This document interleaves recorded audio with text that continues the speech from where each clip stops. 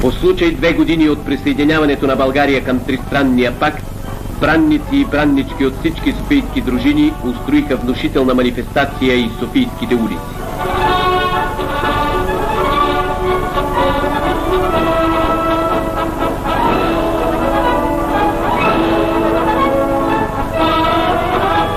Софийският браннически войвода възторжено приветства германския пълномощен министър господин Бекерле.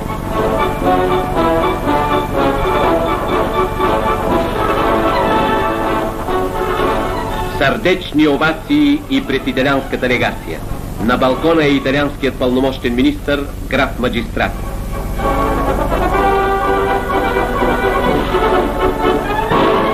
Българската младеж, организирана в Бранник, е била винаги в първите редове на всички родолюбиви прояви.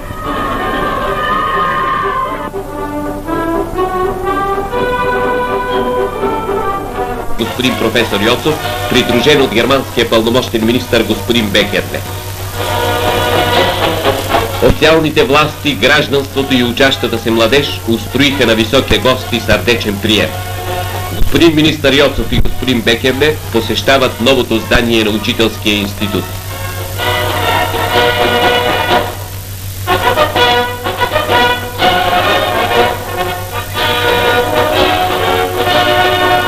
Те посещават и Германската академия лекторат в Дупница.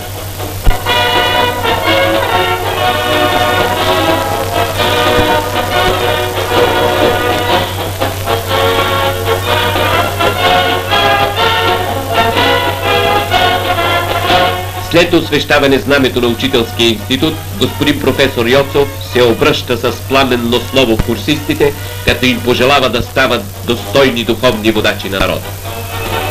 България и Германия са свързани не само чрез стопански и политически съглашения, а и чрез здрави духовни връзки.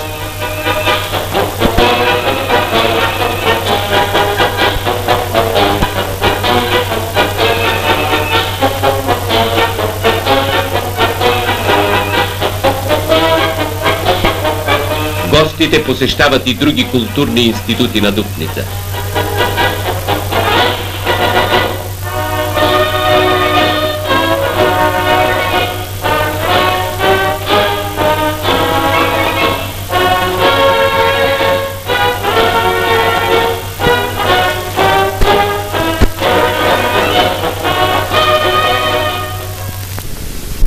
Българинът е бил винаги готов на дело да покаже своето богатство.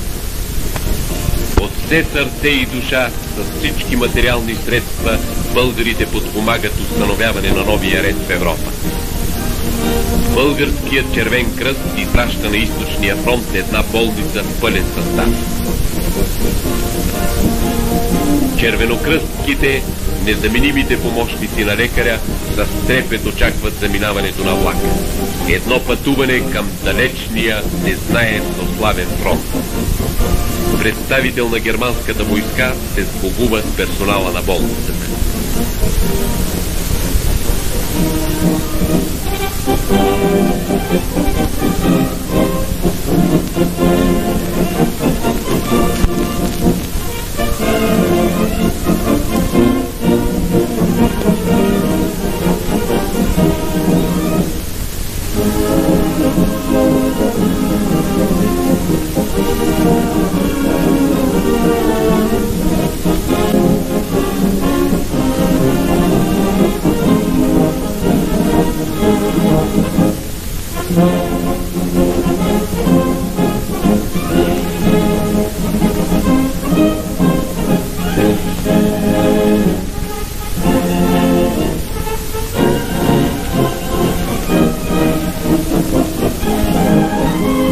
При раздялата избликват много нежни чувства.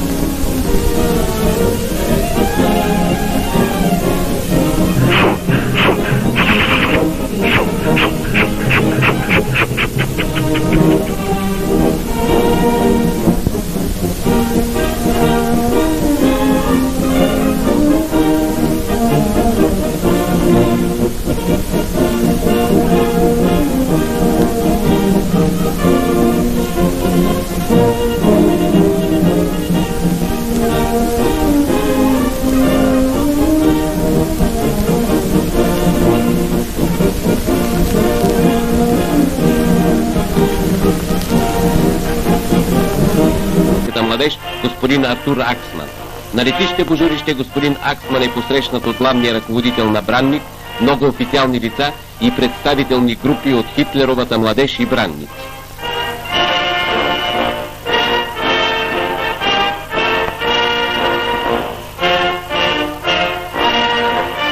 Същия ден министър-председателят господин професор Филов прие господин Аксман и води с него сърдечен разговор.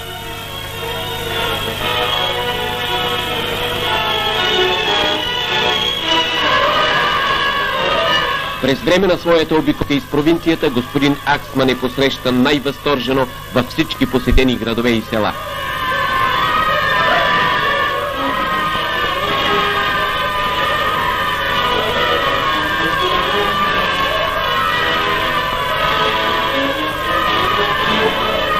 Водачът на германската младеж върху едно от прочутите пловдивски тепета. Пред гостите се разстила хубавата втора столица на България.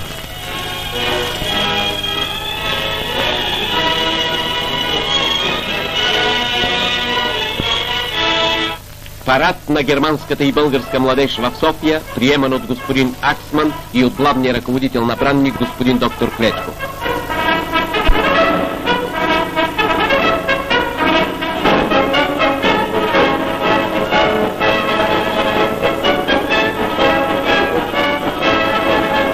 Младежта е най-свидната надежда и най-верната опора на държавата.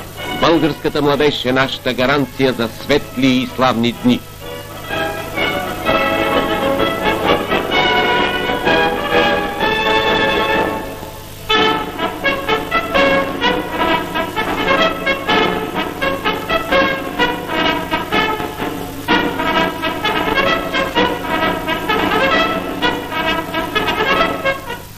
Професор Иван Оршанич, посрещнат най-тържествено от браннически ръководители и бранници.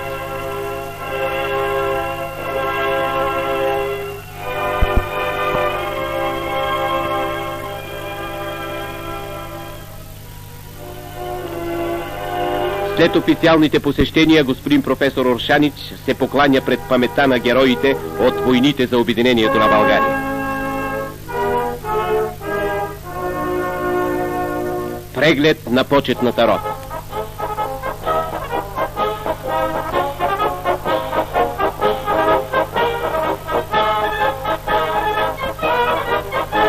За да се запознае с живота на Бранник, водачът на хърватската младеж посещава един браннически стан.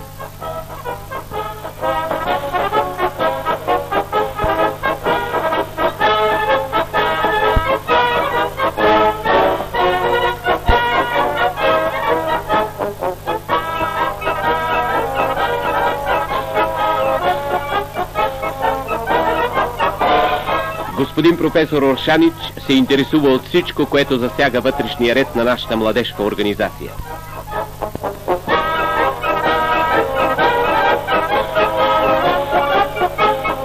Едно орле, бъдещ бранник, приветства високия гост. Господин професор Оршанич посещава и стана за браннически ръководители. Тук е и моторизираната дружина на Бранник.